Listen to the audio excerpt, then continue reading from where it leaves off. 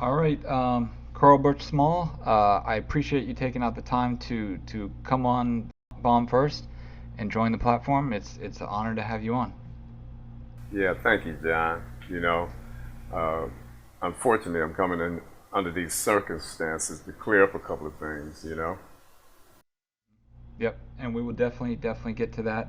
Um, First and foremost, for those who aren't familiar, can you just explain briefly what your role at Death Row was?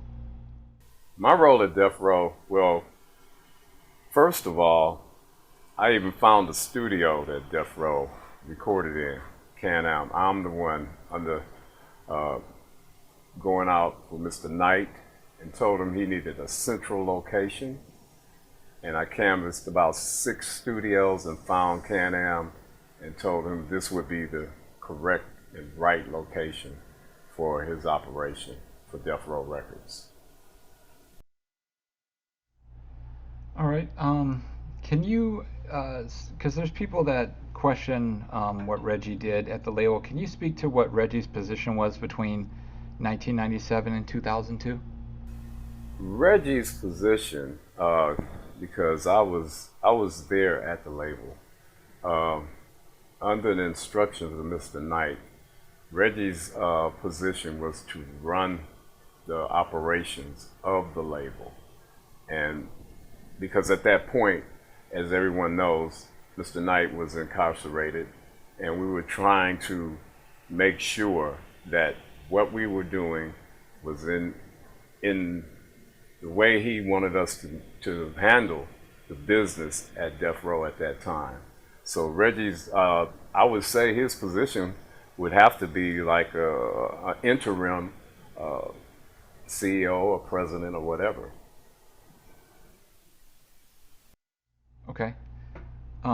Reggie had told me his story about, well, he said it on a couple of interviews now, where you were the contact at Pacific Title Archive, but Daz had gotten in possession some reels that were Tupac material, and that through Daz's wife, I'll let you tell the story how you guys were able to retrieve those reels back.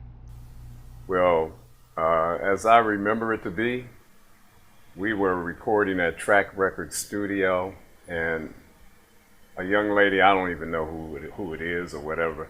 I've heard that it could have been Daz's wife. But anyway, she brought in a couple of reels, maybe 2 or 3, 4. And I think it was allegedly said it was Tupac reels or something like that.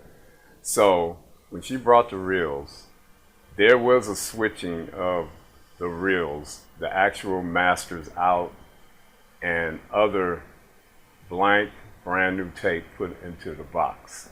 Now that I do remember, and that was under the, I was at the studio because I ran studio. Mr. Knight was there, Reggie Wright was there, and a few artists were there. You know what I'm saying? But it was studio business as usual when this happened. Gotcha. Okay.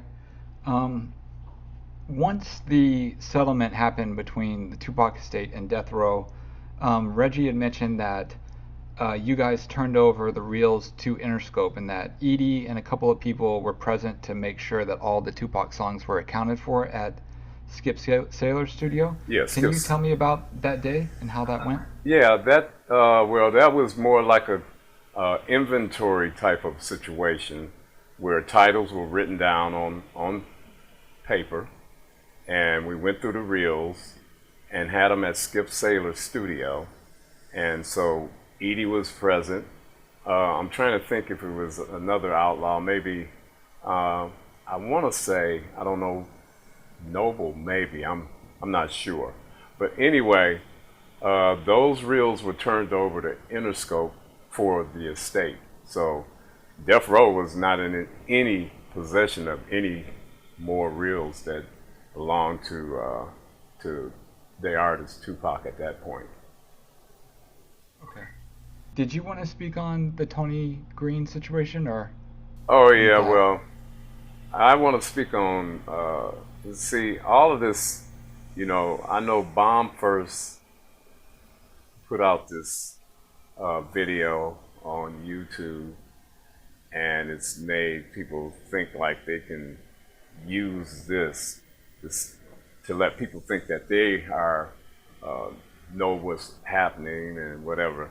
Basically, it was 25 years ago.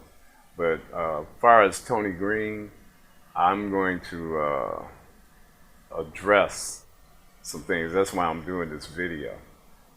He uh, took what you guys put on YouTube and kind of used it in a Facebook post to clarify and justify his somewhat allegations of maybe I might have took some reels or whatever. So that's what I'm coming forth to squash that.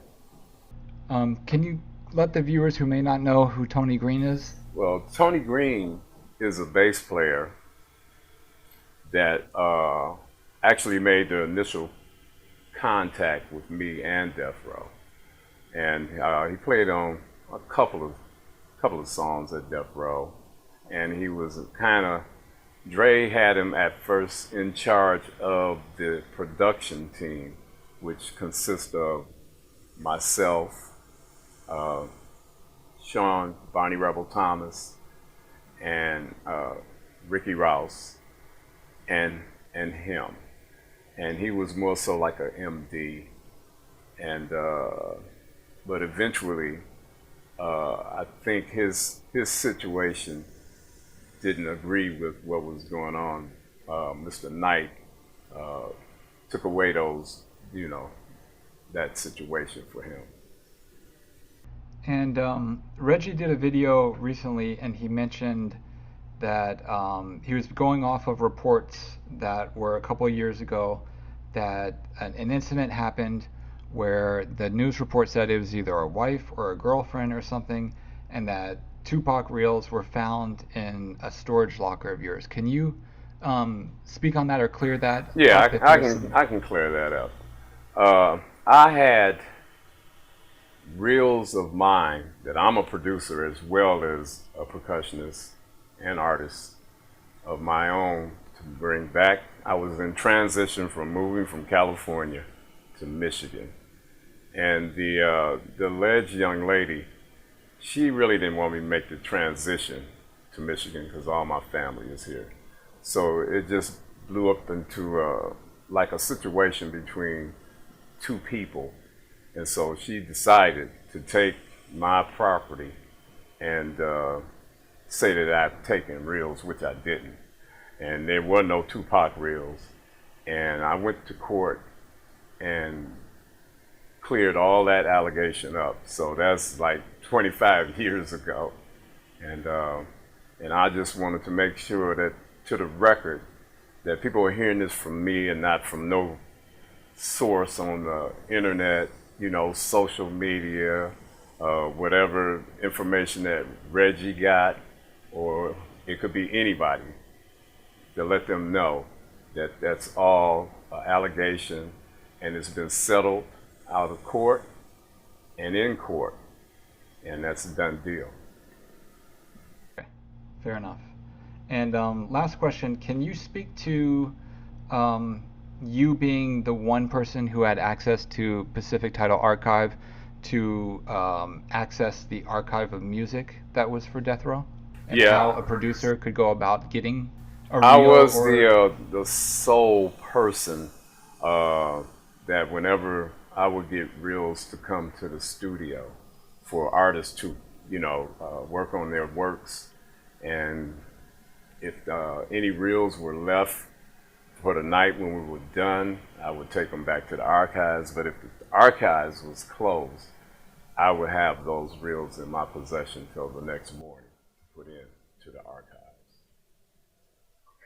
So Butch, Daz has done interviews where he openly talks about that he stole reels and stole masters, and in one case he said he backed up a U-Haul to the studio or to the archive and took all the reels that he wanted. Would that even have been possible back then? Um, that's not possible to do that at the archives because only certain people had access to do that. Now, him backing up a U-Haul at the studio or something like that, I don't know anything about that. It's the first I'm hearing this. Oh yeah, yeah, yeah. There would never be a number of masters left at the studio for anybody to take a U-Haul and load it up with masters. That's never ever happened. Yeah. All right, Butch. Well, I appreciate you taking the time to speak with us today. Hopefully, down the road when you have more time, we could go into more in depth about, your the time that you spent at Death Row and the work that you did, because I know a lot of people, your name is known a lot. You had a lot to do with all the music throughout the entire lifespan of Death Row. So I would love to get into that sometime, but I appreciate you coming on, and I appreciate you giving us the time that you did. All right. Well, I appreciate first correcting these allegations and all this false truth.